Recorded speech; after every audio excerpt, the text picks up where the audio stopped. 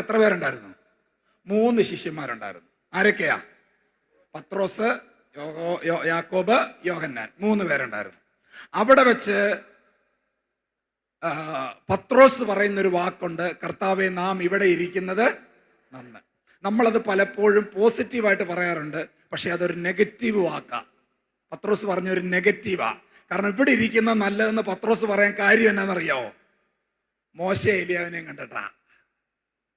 താഴോട്ട് പോയാൽ നീയേ ഉള്ളൂ, ഇവിടെ ആണെങ്കിൽ നീ വന്ന കാലം തൊട്ട് മോശയ്ക്കെതിരാ, നീ പ്രസംഗം തുടങ്ങിയ കാലം തൊട്ട് ന്യായപ്രമാണത്തിനെതിരാ. പക്ഷെ മോശ ഞങ്ങളുടെ ആളാ. നമ്മുടെ പല ദൈവമക്കളും അങ്ങനെയാ. യേശുവിനെ കുറിച്ച് പ്രസംഗിച്ച വലിയ സ്വോത്രമൊന്നുമില്ല. എന്നാൽ ഗിദെയോന്റെ കാര്യം പറഞ്ഞാലോ,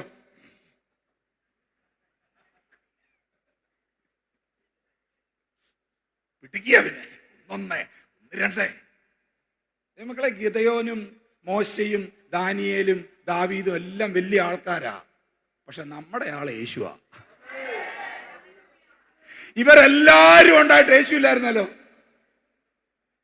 യഹൂദൻ നമ്മളെ 7 അയലോക്കത്ത് അടുപ്പിക്കുമായിരുന്നോ? അതുകൊണ്ട് എൻ്റെ ഒരു അഭിപ്രായം ഞാൻ പറയാം, അവരൊക്കെ അവിടെ നിൽക്കട്ടെ, നമുക്ക് ആദ്യം ഇങ്ങനെ കുറിച്ച് കുറെ കാര്യങ്ങൾ അറിയാം. ഞാൻ 30 വർഷമായി കർത്താവിന്റെ വചനം പ്രസംഗിക്കുന്നുണ്ട്. ഒരൊറ്റ മെസ്സേജ് പോലും യേശുവിനെ കുറിച്ചല്ലാതെ ആരെ കുറിച്ചും പ്രസംഗിച്ചിട്ടില്ല. അത് ലോകത്തിലെ ഏറ്റവും വലിയ പ്രിവിലേജായി ഞാൻ പ്രസംഗിച്ചതല്ല, യേശുവിനെ പ്രസംഗിക്കാനുള്ള ഭാഗ്യം ഒരു യോഗ്യതയുമില്ലാത്ത എനിക്ക് കിട്ടിയതൊരു വലിയ പ്രിവിലേജായി ഞാൻ കാണും. അപ്പൊ നമ്മൾ മനസ്സിലാക്കി വെച്ചേക്കുന്നത് എങ്ങനെയാ? പത്രോസ് പറഞ്ഞതുപോലെ മലയിൽ ഇരിക്കുന്നത് നല്ലത്, ഞാൻ വേണമെങ്കിൽ ഇവിടെ 3 കുടിലുണ്ടാക്കാം, ഞങ്ങൾ മഞ്ഞത്ത് കിടന്നോളാം.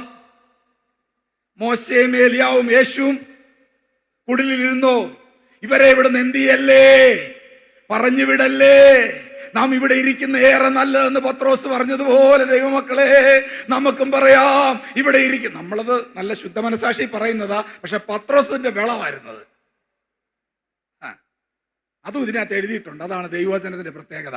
കർത്താവിന്റെ അഭിഷിക്തന്റെ വിളവല്ലേ, അത് എഴുതണ്ടെന്ന് വെച്ചില്ല, അതും എഴുതിയിട്ടുണ്ട്. കാരണം പത്രോസിന് വെളിപ്പാടില്ലായിരുന്നു.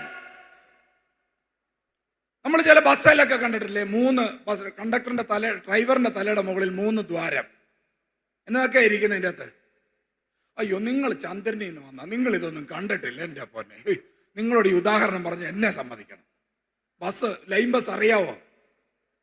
ആ ലൈൻ ബസിന്റെ ഡ്രൈവറിന്റെ തലയുടെ മുകളിൽ 3 ദ്വാരം. അതിനകത്ത് ഒരു പള്ളിയുടെ പടം, മറ്റൊരു പാർട്ടിയുടെ പടം, വേറെ ജീവിതത്തിൽ ചിരിച്ചിട്ടില്ലാത്തൊരു പുള്ളി ഇങ്ങനെ തലയ്ക്ക് ചുറ്റും ഒരു വട്ടപ്രകാശം, ഇവിടെ ഒരു ഹൃദയം, അതും പുറത്തായിരിക്കുന്നത്.